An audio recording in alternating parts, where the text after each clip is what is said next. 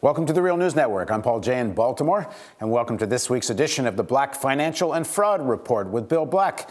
Bill's an associate professor of economics and law at the University of Missouri, Kansas City.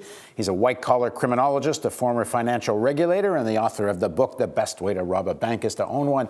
And Bill joins us today from Davos, Switzerland. What are you doing in Davos, Bill?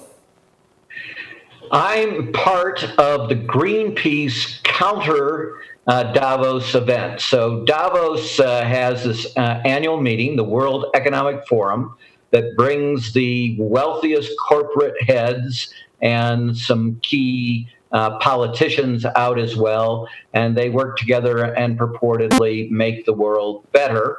Some people are rather dubious about that. Greenpeace, as a counter-Davos event, gives the Public Eye Award to entities that people vote as the worst corporate entities in the world during that relevant time period. And I was brought out in particular for the award to Goldman Sachs, which focused on Goldman Sachs helping Greece lie about the state of its debt, so that it could get into the euro and, the disasters that followed from all of that. But I was asked to talk about more why we have so much fraud, why we have these financial crises, and what role this World Economic Forum plays in actually making the world a worse place instead of what they purport to do, of course, which is make it a better place. Yeah, so give us a sense of what you said there. So I researched what in God's name the World Economic Forum actually does. And it has two primary products. One is this Global Competitiveness Index, and the second is a Global Risk Report. And I discovered that this Competitiveness Index is really a glorified, expanded version of the Washington Consensus. And the Washington Consensus, to review the bidding on that, was what the IMF and the World Bank and the Bush and Reagan administrations and such agreed should be imposed on Latin America in the context of their debt crisis, to ensure that we got repaid, our creditors got repaid. And the central policy of all of that was austerity. And no surprise, the World Economic Forum has been big on pushing austerity in the Eurozone. And we've discussed a number of times how that has led to pushing the entire Eurozone into recession, and places like Greece, Spain, and Italy into Great Depression levels of unemployment. But it turns out that Davos does these indicators, these supposed competitiveness indicators, that also pick up a bunch of the things in the Washington Consensus. And in particular, they push for deregulation, and they push for tying compensation of executives to supposed performance.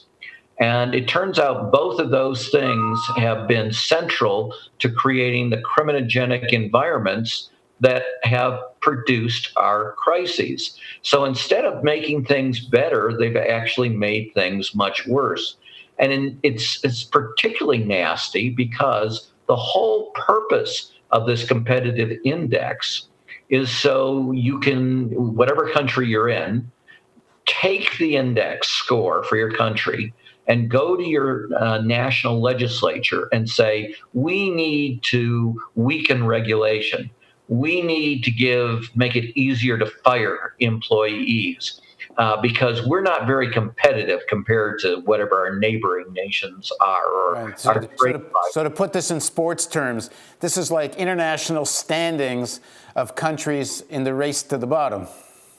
Exactly. Designed by business, for business, to make it easy for business leaders to become ever wealthier at the expense of everyone else. Now, I don't think they intend to make the world a better place for crime. But that is the unintended consequence of what they're doing. And of course, in some cases, it's quite intended by some of the business people that are doing it. So it also means that this global competitive index is ridiculously embarrassing. So I looked at what they rated places like Ireland, Iceland, Spain, the United Kingdom in terms of the soundness of their banking system. It has a separate scale for that. And the way they create this is by just taking surveys of business leaders, which is, of course, not a very good scientific approach in any event. But who was top of the charts back in 2006, 2007?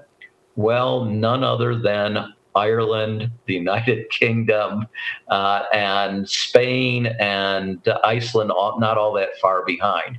And guess who is today absolute rock bottom worst country in the world at 144th ranking? That would be Ireland, the one they claimed was the third best banking system in the world at a time when the Irish banks were actually deeply insolvent. Now they say, oops, sorry, it's really the worst banking system in the world. And the United Kingdom, which they said was the absolute best banking system in the world, while almost every large bank in England was insolvent, well, they're now 97th in the world. Right. When you say that this encourages criminal activity, this is because if you tie executive salary compensation to performance, it encourages phony performance. As long as you can make it look on your books like you've made money, you get more money. It has no bearing on how sustainable or even how real it is.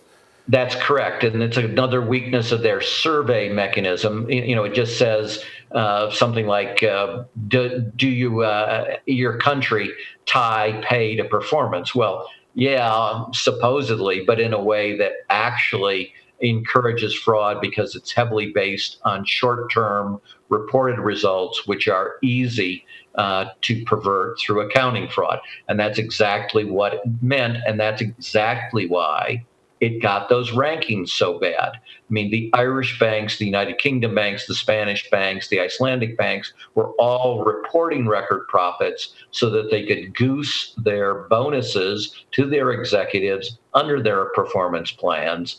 And so the theme of the World Economic Forum is, making sure the corporation does well for all the stakeholders. But the reality is that it creates a criminogenic environment in which control frauds flourish. And when control frauds operate, they put a stake in the stakeholder.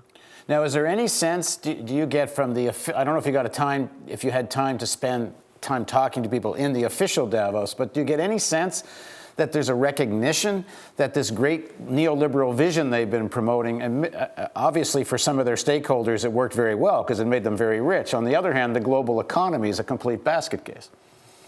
No, they, in fact, as recently as 2012, in a publication entitled Rethinking the Financial System, they said, actually, not a whole lot of need to rethink it, because while fraud is extremely negative when it happens, it's also extremely rare. And so you can simply get rid of it through mechanisms like having audits and good governance. And of course, they have indexes that purport to do audit and good governance. And no surprise, they said again that places like Ireland and the United Kingdom and Iceland and Spain had superb controls. And there's simply no success stories. And I guess it also works well when the United States, for example, can say what happened simply isn't fraud, even though I don't know what else it would be, because it meets every definition one would think of fraud in terms of what Goldman and others like them did. Absolutely. In fact, the government, through two different agencies, the Federal Housing Finance Administration and the Securities and Exchange Commission, has put in formal legal pleadings that Goldman Sachs did engage in acts that constituted fraud against both Fannie Mae, Freddie Mac, and their own customers. Thanks very much for joining us, Bill. Thank you. And thank you for joining us on the Real News Network.